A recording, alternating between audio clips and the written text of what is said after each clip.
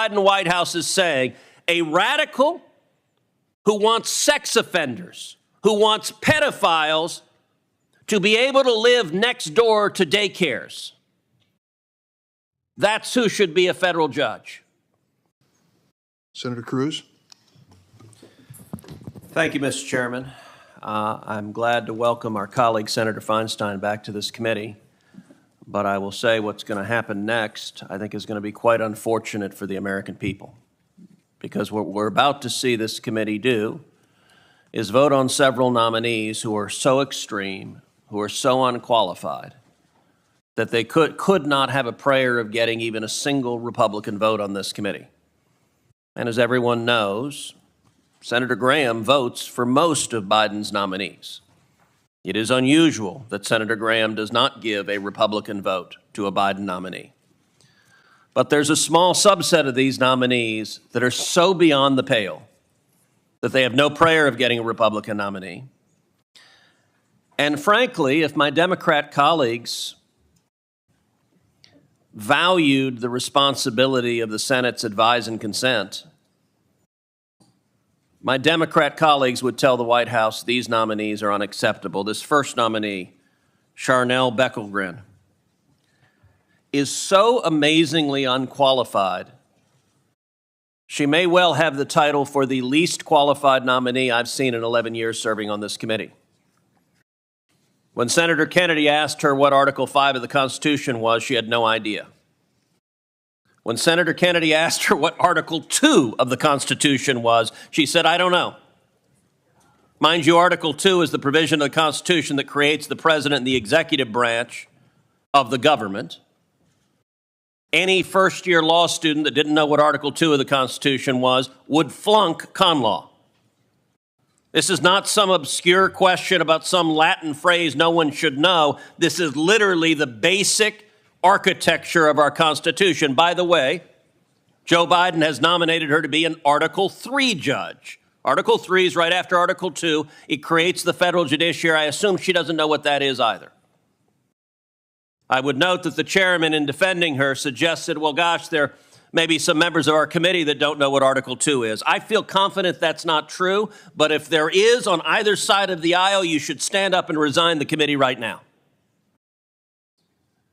To give you a sense of how unqualified this nominee is, she listed in her judiciary questionnaire her top 10 litigated cases. And I just want you to pause and read this for a second. Her top 10, she did a driver's license revocation. She did a second driver's license revocation. She did an unemployment benefits appeal. She did another unemployment benefits case. She did another unemployment benefit case. And her sixth case was an unemployment benefits case where on the opposing side was a pro se litigant. In other words, this poor fellow didn't have a lawyer. And you know what? The pro se litigant beat her. She lost to a pro se litigant. What's her seventh most consequential case? I'm sorry, there isn't one. There's not an eighth, there's not a ninth, there's not a 10th. She's argued over a couple of driver's licenses. And the Biden White House says you should be a federal judge, an Article 3 judge, not that you have any idea what in the hell that is. In this administration, if you are a left-wing radical, it doesn't matter if you're competent.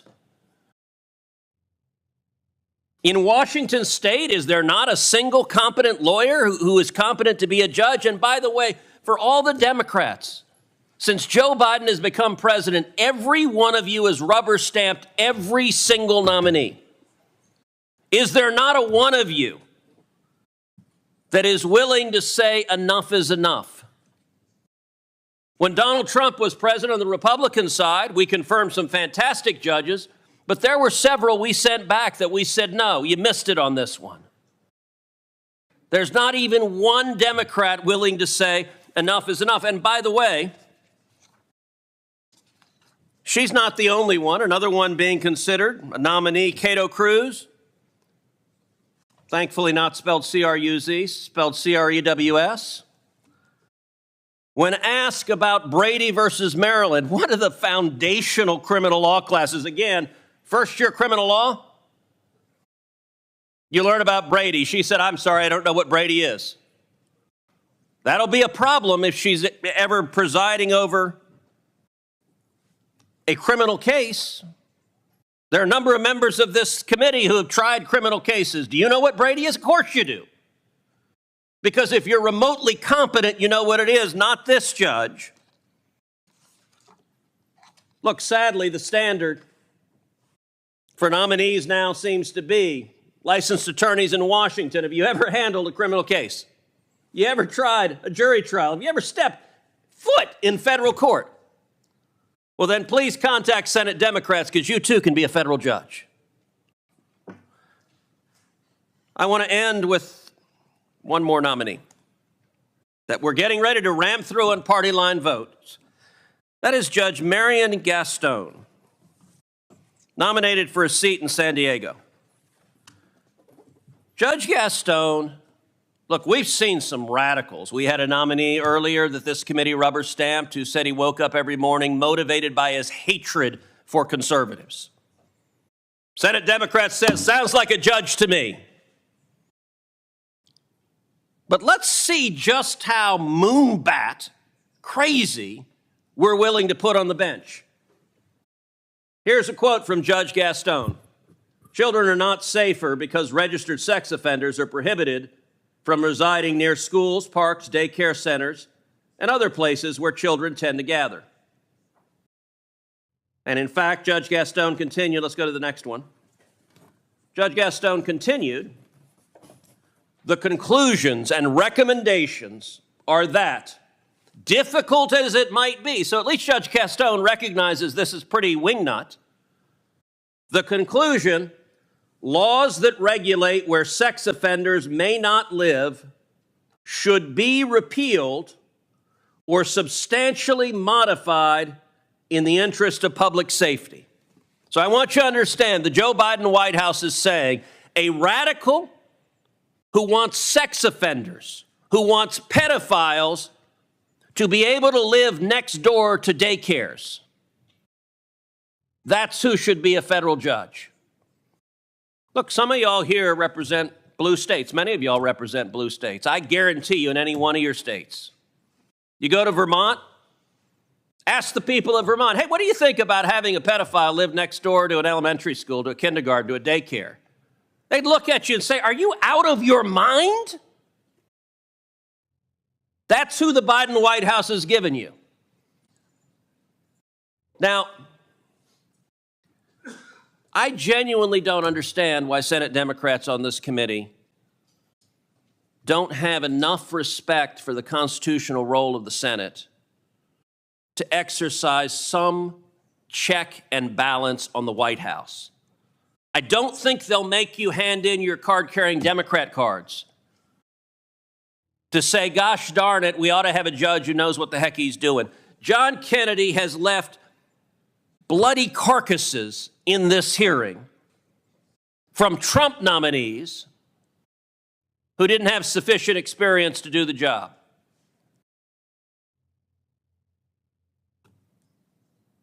I ask my colleagues, if you vote for these nominees, you're going to have to defend them to your constituents. You're going to have to explain why a lawyer who handled a couple of driver's license revocations and doesn't know what Article 2 of the Constitution is should be a federal judge in charge of your life, your rights, and the law. And you're going to have to explain why you think it's a great idea that sex offenders and pedophiles should live next door to daycare centers. I think that's nuts. And I think most of our constituents do too. Mr. Chairman. Senator Lee. Mr. Chairman, I too have concerns with this nomination. I've spoken more than on a few occasions about various nominees, people nominated to the courts by President Biden. And in some instances, I've raised concerns in particular about their qualifications.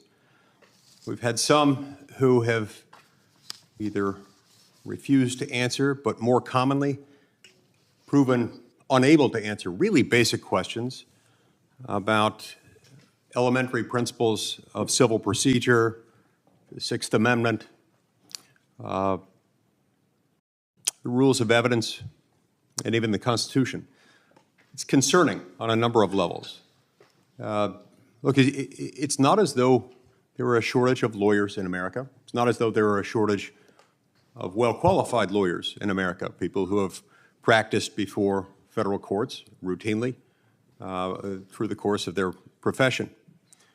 Nor is it difficult to find lawyers who are well-qualified based on many years of practice before various federal courts,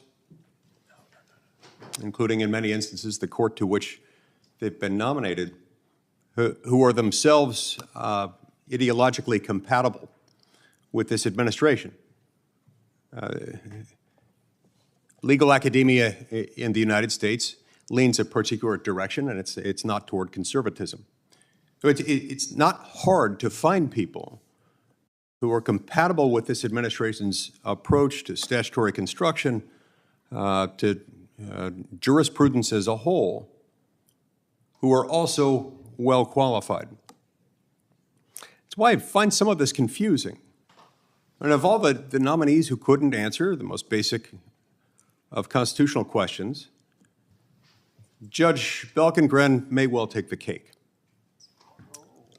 Again, when asked by Senator John Kennedy, she admitted that she wasn't familiar with Article 5 of the Constitution or with Article 2 of the Constitution. If I'm not mistaken, she said something to the effect that, I haven't litigated over those things. Well, most people haven't litigated over them. They're essential to understand nonetheless. They're critical parts of the Constitution. And it's not as though the Constitution contains that many articles.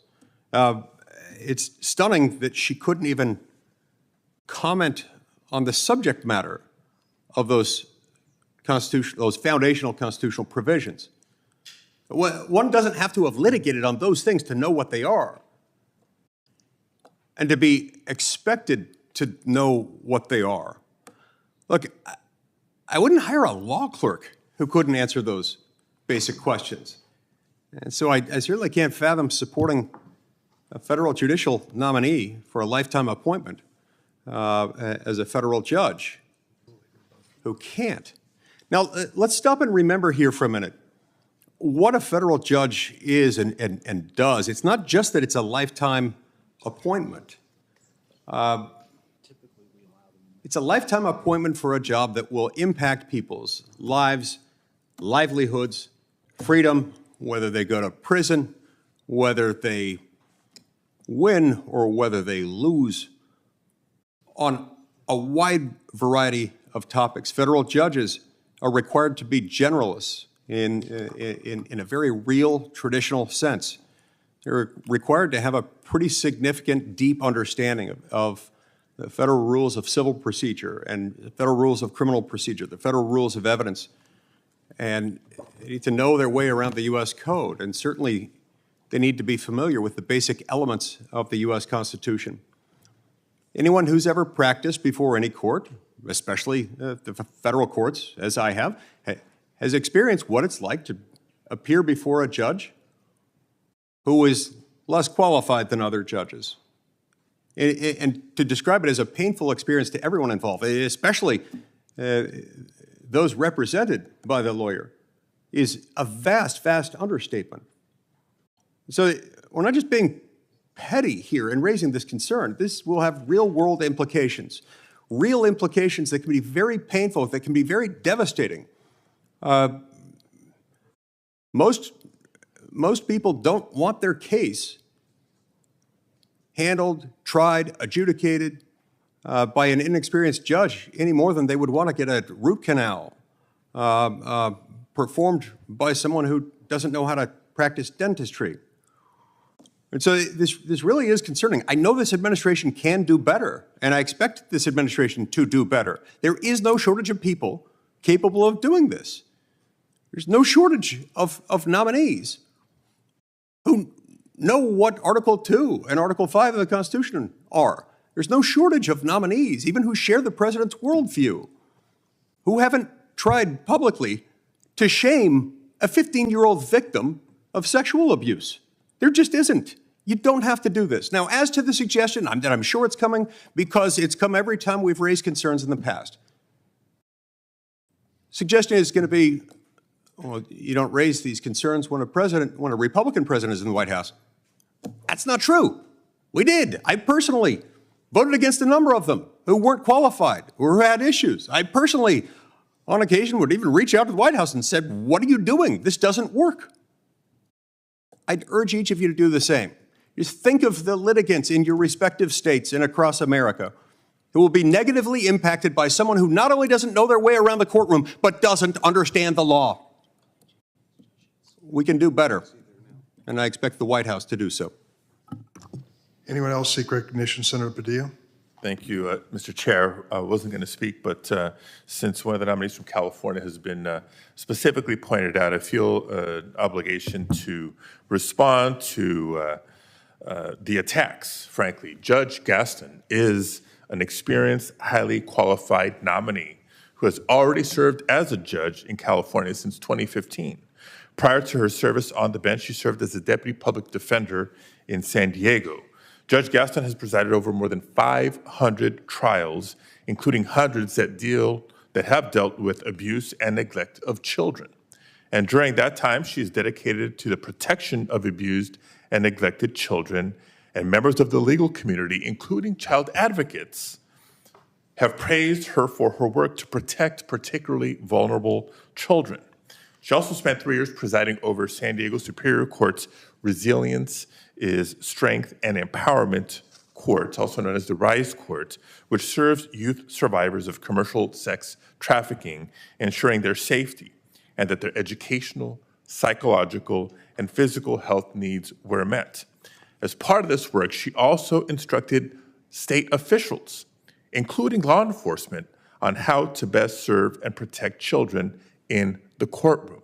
And I lay all this out, Mr. Chairman, because it is patently incorrect to suggest that a position paper that Judge Gaston co-authored 15 years ago argues that sex offender registries do not keep children safe. Now, I understand the paper is being twisted in bad faith to suggest that Judge Gaston was diminishing the importance of sex offender registries and other laws related to sex offenders, but that is not what it said.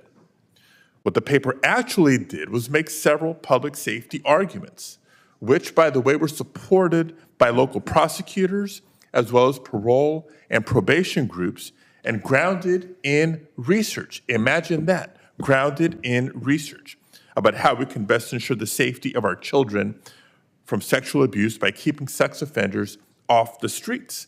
And specifically, the paper that's being referred to argues that children may be less safe due to the unintended consequences of sex offender residency requirements, which push sex offenders into homelessness.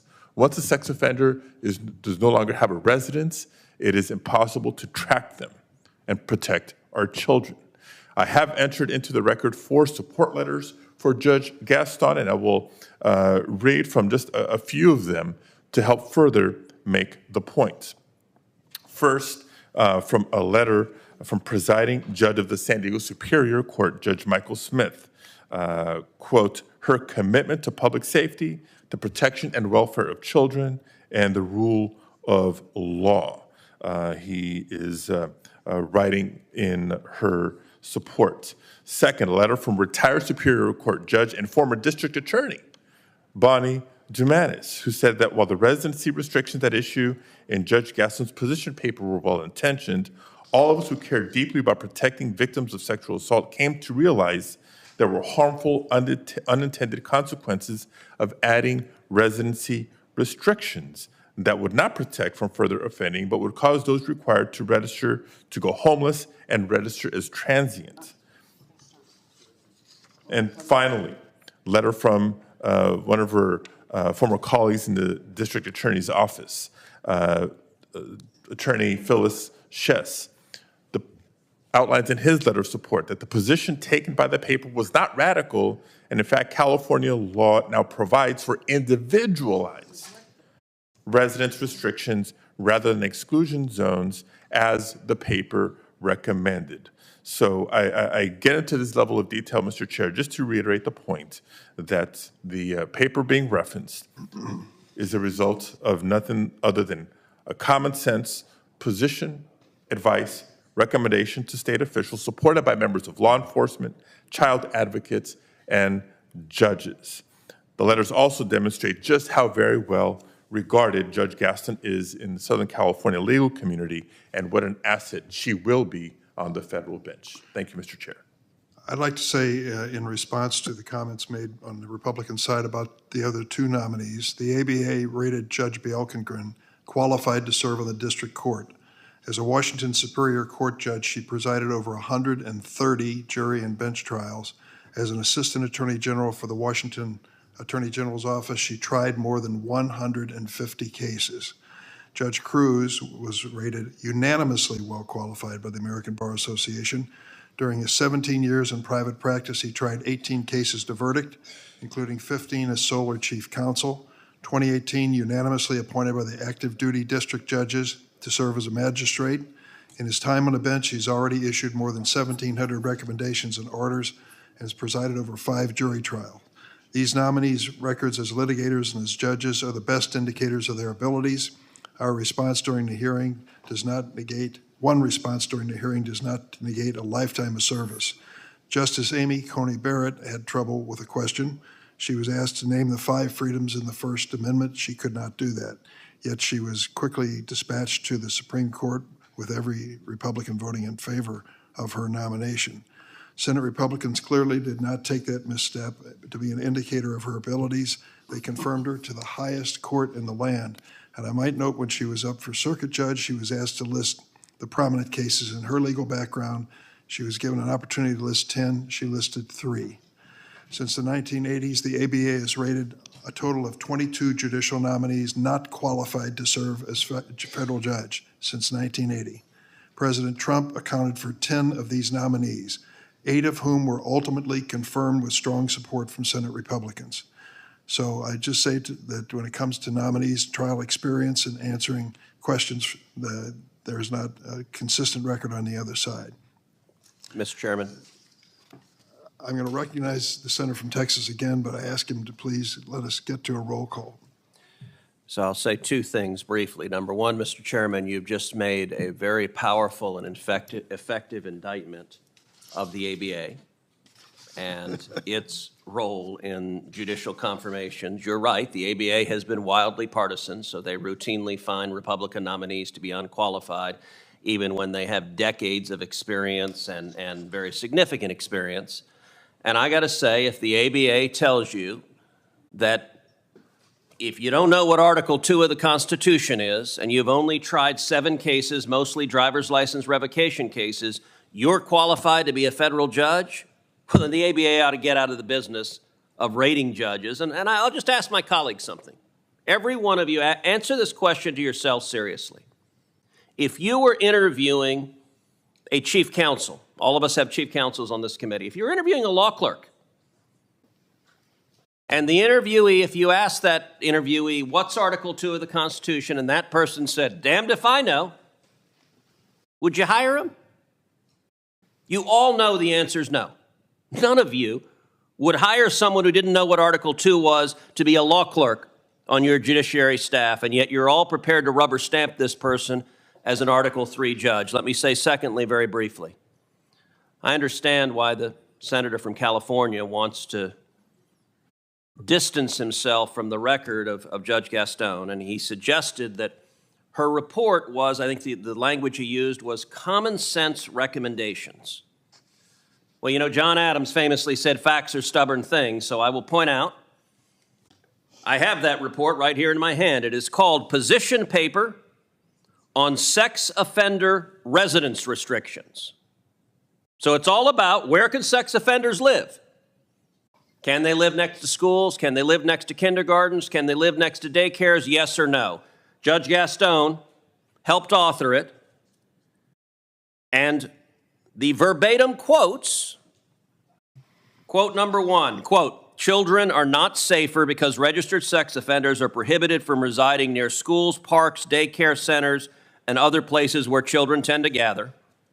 Quote number 2, the conclusions and recommendations, in other words, what they're saying in this report, are that, difficult as it might be, laws that regulate where sex offenders may not live should be repealed or substantially modified in the interest of public safety. Mr. Chairman, I ask unanimous consent that the entire report be entered into the record so that people can read it and see that it says exactly what I'm quoting from.